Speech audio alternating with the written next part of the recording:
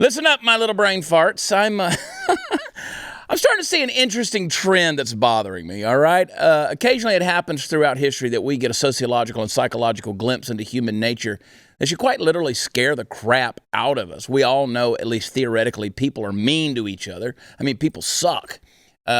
30 minutes after church on Sunday morning, you're already cussing out the 18-year-old ponytailed waitress at the local fried chicken restaurant and gleefully getting off on your overwhelming sense of superiority. That kind of thing. But man's inhumanity to man has defined the events of human history since Cain murdered his brother Abel with a rock. We know that people strive to be superior to their others and that domination of those perceived unlike yourself can be a temptation for some that is just too big to look away from. The fact of history is that people really screw each other over. We love to bite the outreached hand. We really do.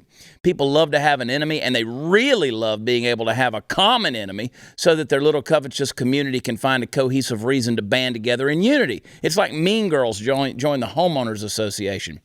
Look, folks, take a look at the 21st century Western civilization with a specific focus on modern-day America. We've lived a very comfortable life. Our comfort has lulled us into a sense of security that is absolutely deadly. We think that stuff just shows up for our consumption and people are nothing more than vessels to be used. Very few of us know what it's like to have an empty shelf or a starving belly. Most of us do not live subject to the outdoor elements or the brutal environment. We're not forced to walk around naked or seek our medical solutions from the village shaman. Capitalism, free market economy, and our marked sense of liberty has created a world in which we have lived entitled. So yes, folks, we are the Kardashians of the planet. We've found creative ways to flourish, but we do not operate with any level of mental toughness or complexity of thought. In our comfort, we've become quite simple, but we have also apparently become quite mean. It's amazing to me that we are now flippantly reverting to the rhetoric of the 1930s Germany or even segregation vocabulary of 1950s America. We obviously have failed to learn from history, and we hate our teachers. Maybe if we would have spent more time learning from monuments of history rather than tearing them down, we'd be further along. Our coddled brains just couldn't handle the brutal realities of history, so we banned them rather than learn from them. We're actually entertaining the idea of repeating some of the most vile examples of history's inhumanity. Actions usually follow the words because the words provide the justification. We Americans are, quite honestly, spoiled rotten.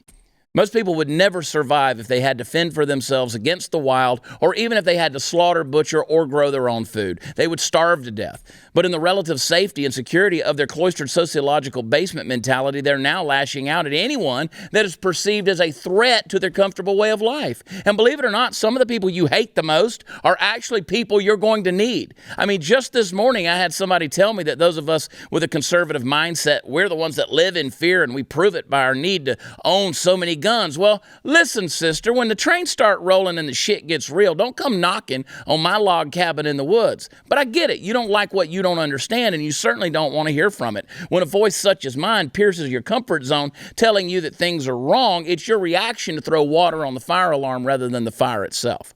The shrill warnings are an affront to their cozy mental conditions, and how dare someone warn them that their path and way of thinking may be leading them to destruction.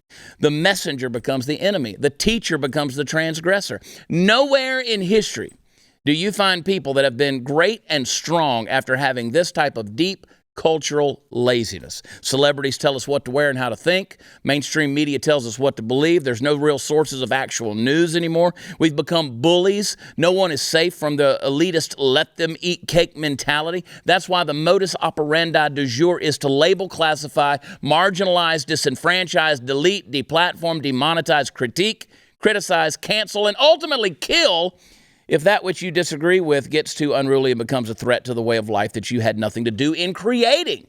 So be careful which hand you bite and reel in your deep desire to bully others around you, because when you are on the receiving end one day, and trust me, you will one day be on the receiving end, you may just need the hand you bit to come and bail you out. So let's try to be nice.